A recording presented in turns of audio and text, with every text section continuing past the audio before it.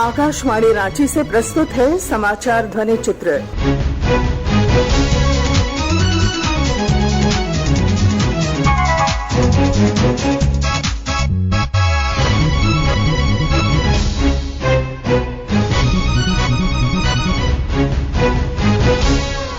इस अंक में रोजगार मेला और आकाशवाणी के पूर्वी क्षेत्र के अधिकारियों की बैठक।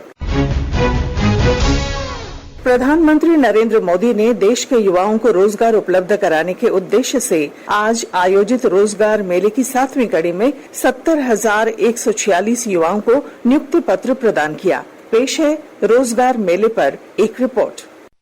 दुनिया का सबसे युवा देश भारत अपनी युवा शक्ति के परिश्रम और उद्यम के बल पर आगे बढ़ रहा है और इसी युवा शक्ति के सपनों को उड़ान देने का संकल्प लिया मोदी सरकार ने और युवा शक्ति को दी एक नई सोच, एक नई अप्रोच और एक नई पहचान। इन 9 सालों में मोदी सरकार ने युवा शक्ति के लिए रोजगार के अवसर ही नहीं बनाए, बल्कि स्वरोजगार और उद्यम को मजबूत बनाने के लिए आर्थिक, तकनीकी गाइडेंस और इनोवेशन को भी बढ़ावा दिया। युवा शक्ति के सशक्तिकरण के इन्हीं प्रयासों में एक अहम कड़ी है रोजगार मेला। भारत सरकार सहयोगी राज्यों के साथ मिलकर लाखों नए रोजगार सृजन कर रही है और रोजगार मेले के तहत नियुक्ति पत्रों का वितरण किया जा रहा है। देश में रोजगार और स्वरोजगार का जो अभियान चल रहा है, आज उसमें एक और कड़ी जुड़ रही है। ये कड़ी है रोजगार मेले की। इस बार हमने तय किया कि इकट्ठे नियुक्ति पत्र देने की परंपरा भी शुरू की जाए, ताकि डिपार्टमेंट में भी टाइम बाउंड प्रक्रियाएं पूरा करने और निर्धारित लक्ष्य को जल्द से पार करने का एक सामूहिक स्वभाव बने, सामूहिक प्रयास हो। 10 लाख नौकरी देने के संकल्प को सिद्ध करने के लिए देश भर के अलग अलग स्थानों में लाखों युवाओं को नियुक्ति पत्र दिए गए और इसी कड़ी में एक और नया अध्याय है आज का रोजगार मेला। सभी नियुक्तियां यूपीएससी, एसएससी, रेलवे भर्ती बोर्ड जैसी एजेंसियों के माध्यम से ऑनलाइन की जा रही है। भर्ती की सभी प्रक्रियाएं अब सरल और पारदर्शी हैं। जहां एक और विशेष ऑनलाइन सिस्टम से चयन प्रक्रिया पर निरंतर निगरानी रखी जा रही है, वहीं नवनियुक्त युवक युवतियों को कर्मयोगी प्रारंभ मॉड्यूल के अंतर्गत ऑनलाइन ट्रेनिंग भी दी जा रही है। इस अभियान के माध्यम से महिलाओं, दिव्यांगजनों और आकांक्षी जिलों के अभ्यर्थियों को मिल रहा है विशेष लाभ। मुझे रोजगार मेले के थ्रू अपॉइंटमेंट लेटर प्राप्त हुआ है एंड मेरा चयन एसएससी सीजीएल के थ्रू सीबीआईसी में एज एन इंस्पेक्टर हुआ है and I am very thankful to the government of India for this opportunity. I have been selected to the post of Income Tax Inspector. I greatly thank Sri Narendra Modi ji for giving this opportunity through the Rozgar Mela event conducted in Coimbatore. इन्हीं कर्मयोगी और प्रशिक्षित युवाओं की ऊर्जा से भरा सरकारी तंत्र अधिक उत्साह और लगन से बनाएगा नागरिकों की सेवाओं को विश्व स्तरीय, इंफ्रास्ट्रक्चर को और भी आधुनिक और लिखेगा न्यू इंडिया की ग्रोथ स्टोरी। प्रधानमंत्री ने रोजगार मेले को संबोधित करते हुए कहा कि अगले 25 वर्षों में भारत को विकसित राष्ट्र बनाने के संकल्प में इन युवाओं की महत्वपूर्ण भागीदारी होगी। यह एक यादगार दिन है, लेकिन साथ साथ देश के लिए भी ये बहुत ऐतिहासिक दिवस है। 1947 में आज के ही दिन यानी 22 जुलाई को तिरंगे को संविधान सभा द्वारा वर्तमान स्वरूप में स्वीकार किया गया था। इस महत्वपूर्ण दिन आप सभी को सरकारी सेवा के लिए ज्वाइनिंग लेटर मिलना, ये अपने आप में बहुत बड़ी प्रेरणा है। आजादी के अमृत महोत्सव में जब देश विकसित होने के लक्ष्य पर काम कर रहा है, आपका सरकारी नौकरी में आना ये बहुत बड़ा अवसर है। ये आपके परिश्रम का परिणाम है। मैं नियुक्ति पत्र पाने वाले सभी युवाओं को और आपके परिवारजनों को भी बहुत बहुत बधाई देता हूं, बहुत बहुत शुभकामनाएं देता हूं। आजादी के इस अमृत काल में सभी देशवासियों ने अगले 25 वर्ष में भारत को विकसित भारत बनाने का संकल्प लिया है। जैसे आपके जीवन में अगले 25 साल महत्वपूर्ण है, वैसे ही भारत के लिए अगले 25 साल बहुत ही अहम है। आज दुनिया में भारत के प्रति जो विश्वास बना है, भारत के प्रति जो आकर्षण बना है, आज भारत की महत्ता बनी है, हम सबको मिलकर के इसका पूरा लाभ उठाना है।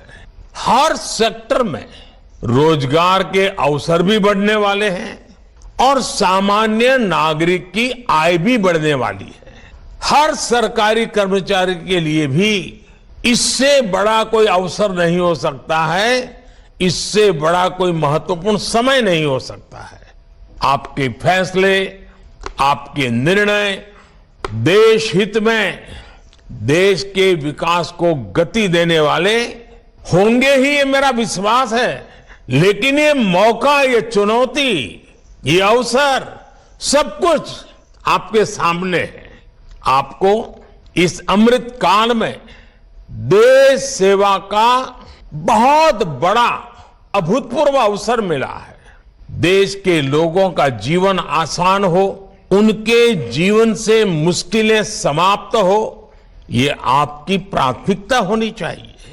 आप जिस भी विभाग में नियुक्त हो, जिस भी शहर या गांव में हो, हमेशा इस बात का ध्यान रखिएगा कि आपके कार्यों से जन सामान्य की कठिनाइयां कम हो, मुसीबतें दूर हो, ईज ऑफ लिविंग बढ़े और साथ साथ 25 साल के अंदर अंदर देश को विकसित भारत बनाने के सपने के भी अनुकूल हो। और आप मेरी एक बात जरूर याद रखिएगा, जनता से मिलने वाला आशीर्वाद, गरीब से मिलने वाला आशीर्वाद भगवान के आशीर्वाद के बराबर ही होता है। इस जिम्मेवारी को बखूबी निभाएं, इसके लिए मेरी तरफ से आपको बहुत बहुत शुभकामनाएं हैं। बहुत बहुत धन्यवाद। केंद्रीय मंत्री जितेंद्र सिंह ने कार्यक्रम को संबोधित करते हुए कहा कि वर्तमान सरकार के कार्यकाल में रिकॉर्ड संख्या में युवाओं को रोजगार उपलब्ध कराए गए हैं।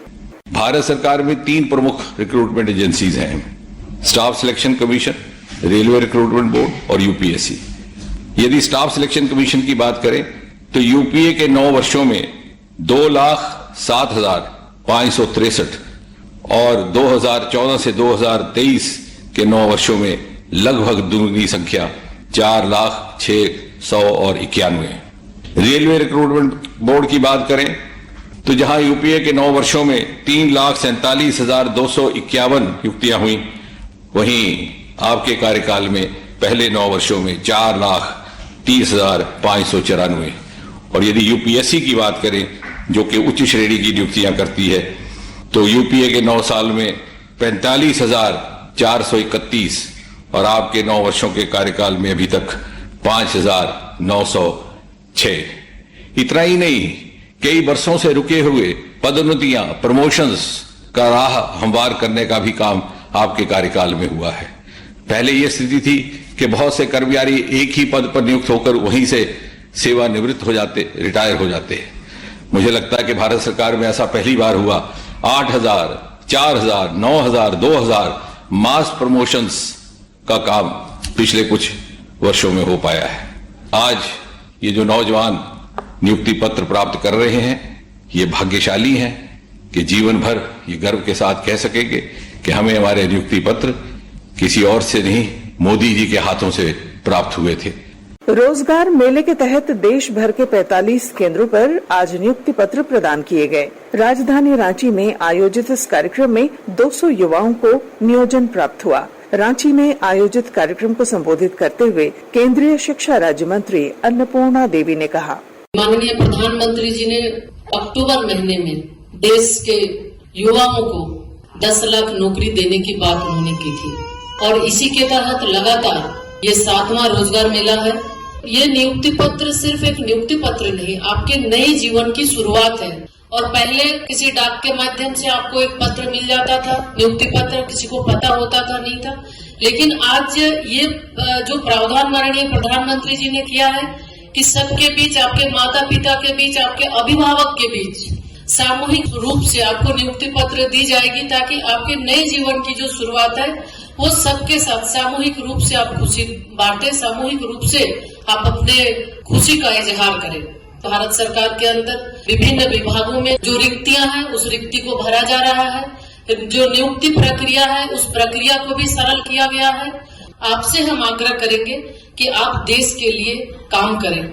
राज्यसभा सांसद दीपक प्रकाश ने रोजगार मेले के माध्यम से युवाओं को रोजगार प्रदान करने के लिए प्रधानमंत्री के प्रयासों की सराहना करते हुए कहा, आपके लिए एक विशेष अवसर का दिन है और साधुवाद देना चाहता हूँ अपने देश के यशस्वी प्रधानमंत्री, जो दुनिया के सर्वाधिक लोकप्रिय नेता है, प्रधानमंत्री नरेंद्र मोदी जी को मैं झारखंड की धरती से उनको अभिनंदन करना चाहता हूं और उनको साधुवाद देना चाहता हूं। प्रधानमंत्री जी ने सपना देखा है, एक संकल्प लिया है, प्रतिबद्धता देखा कि देश में लोगों को रोजगार देने का संकल्प उन्होंने लिया है।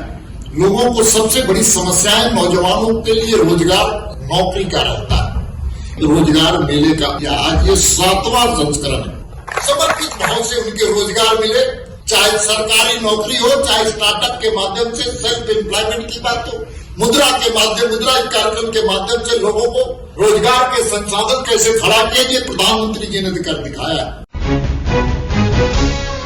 आकाशवाणी की महानिदेशक डॉक्टर वसुधा गुप्ता की अध्यक्षता में पिछले दिनों आकाशवाणी के पूर्वी क्षेत्र के अधिकारियों की बैठक रांची में आयोजित की गई। बैठक को संबोधित करते हुए डॉक्टर वसुधा गुप्ता ने कहा कि आकाशवाणी की विश्वसनीयता कायम रखना और लोगों की रुचि के अनुसार कार्यक्रम प्रसारित करना हमारी प्राथमिकता होनी चाहिए। और साथ ही आभार भी कि आप सब लोग जिसे कहते हैं ना, ये वार्तालाप ही आप इसको मान सकते हैं, परस्पर संवाद मान सकते हैं, कुछ भी मान सकते हैं।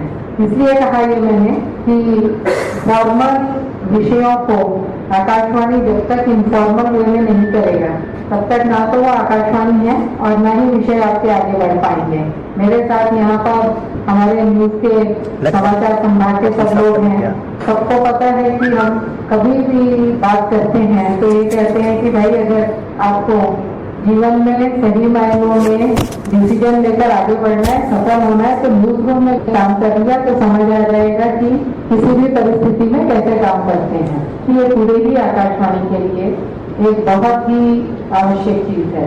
मतलब आकाशवाणी जो है अपने आप में एक बिल्कुल ही विभिन्न प्रकार की संस्था है, 24 घंटे वाली ऑर्गेनाइजेशन है, लेकिन हम पब्लिक सेक्टर यूनिट से अलग हैं, हम सरकारी यूनिट से अलग हैं, हम कॉर्पोरेट से अलग हैं।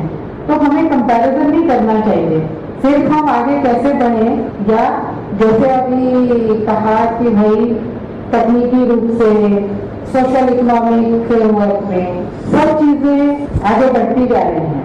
ये सब इसलिए आवश्यक है इस वक्त एक दूसरे को याद दिलाना, बात करना, क्योंकि हमारे लिए सही मायनों में ये इस वक्त एक सर्वाइवल का इशू है जो है, उसी को हम कम से कम सब लोग अपनी अपनी जिम्मेदारी समझते हुए अपने काम को आगे बढ़ाएं।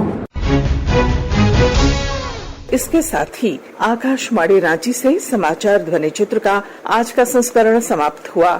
हर शनिवार को ये कार्यक्रम रात्रि 7:45 बजे समाचार एकांश द्वारा प्रस्तुत किया जाता है। संपादक शिल्पी, प्रस्तुतकर्ता अरविंद कुमार और प्रवक्ता पूनम करकेट्टा।